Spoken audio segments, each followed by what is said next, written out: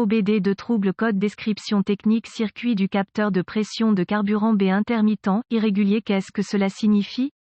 Ce code de diagnostic DTC est un code de groupe motopropulseur générique, ce qui signifie qu'il s'applique aux véhicules équipés d'OBD2 qui ont un capteur de pression de carburant, Chevrolet, Ford, GMC, Chrysler, Toyota, etc. Bien que générique, les étapes de réparation exactes peuvent varier selon la marque, le modèle. Ce code n'est pas très courant. La plupart des véhicules modernes sont équipés d'un capteur de pression de carburant, FPS. Le FPS est l'une des principales entrées du module de commande du groupe motopropulseur PCM pour la commande de la pompe à carburant ou de l'injecteur de carburant. Le capteur de pression de carburant est un type de capteur appelé transducteur. Ce type de capteur fait varier sa résistance interne en fonction de la pression. Le FPS est généralement monté sur la rampe d'alimentation ou la conduite de carburant. Généralement, il y a 3 fils allant au FPS, référence, signal et masse. Le capteur reçoit une tension de référence du PCM, typiquement 5 volts, et renvoie une tension de signal de retour qui correspond à la pression de carburant. Dans le cas de ce code, le B indique que le problème est lié à une partie du circuit système, au lieu d'un symptôme ou d'un composant particulier. Le code P018E est défini lorsque le PCM détecte un problème intermittent avec le capteur de pression de carburant. Les codes associés incluent P018A, P018B, P018C et P018D. Un exemple de capteur de pression de carburant. Gravité et symptômes du code. La gravité de ces codes est modérée à sévère. Dans certains cas, ces codes peuvent entraîner un véhicule qui ne démarre pas. C'est une bonne idée d'adresser ce code dès que possible. Les symptômes d'un code de panne P018E peuvent inclure voyant de contrôle du moteur allumé, un moteur qui est difficile à démarrer ou qui ne démarre pas, mauvaise performance du moteur. Cause courante de ce code DTC. Les causes possibles de ce code peuvent inclure capteur de pression de carburant défectueux, problème de livraison de carburant, problème de câblage, procédure de diagnostic et de réparation du PCM défectueuse. Commencez par vérifier le capteur de pression de carburant et le câblage correspondant. Recherchez les connexions desserrées, le câblage endommagé, etc.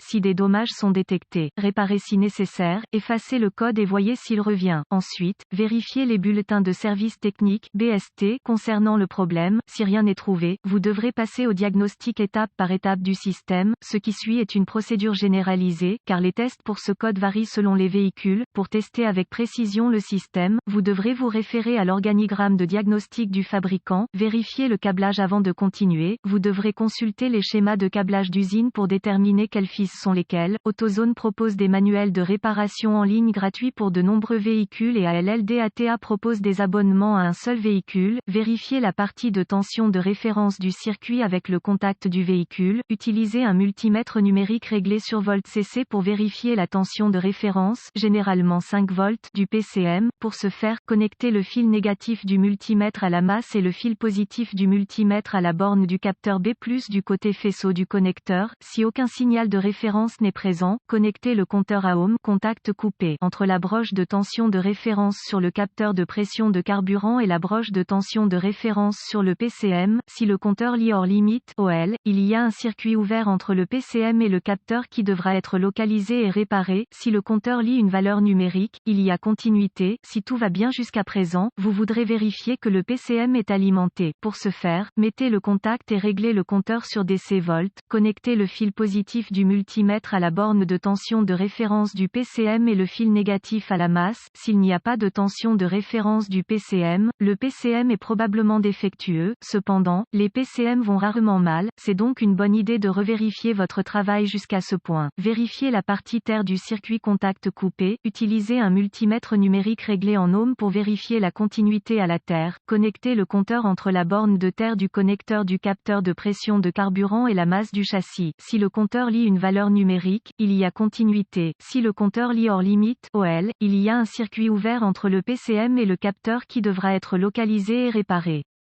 Vérifiez la partie du signal de retour du circuit coupé, le contact du véhicule et mettez votre multimètre au réglage ohms. Connectez un fil de compteur à la borne de signal de retour du PCM et l'autre à la borne de retour du connecteur du capteur. Si le compteur affiche hors limite OL, il y a un circuit ouvert entre le PCM et le capteur qui doit être réparé. Si le compteur lit une valeur numérique, il y a continuité. Vérifiez la lecture du capteur de pression de carburant par rapport à la pression de carburant réelle. Les tests effectués jusqu'à ce moment indiquent indique que le circuit du capteur de pression de carburant est en bon état. Ensuite, vous voudrez vérifier le capteur lui-même par rapport à la pression de carburant réelle. Pour ce faire, commencez par fixer un manomètre mécanique de carburant sur la rampe d'alimentation. Ensuite, connectez un outil d'analyse au véhicule et sélectionnez le paramètre de données FPS pour la visualisation. Démarrez le moteur tout en affichant simultanément la pression de carburant réelle et les données du capteur FPS sur l'outil d'analyse. Si les relevés ne sont pas à quelques psi l'un de l'autre, le capteur est défectueux et doit être remplacé. Si les deux lectures sont inférieures aux spécifications de pression de carburant du fabricant, le FPS n'est pas à blâmer. Au lieu de cela, il y a probablement un problème de livraison de carburant, comme une pompe à carburant défectueuse, qui nécessitera un diagnostic et une réparation.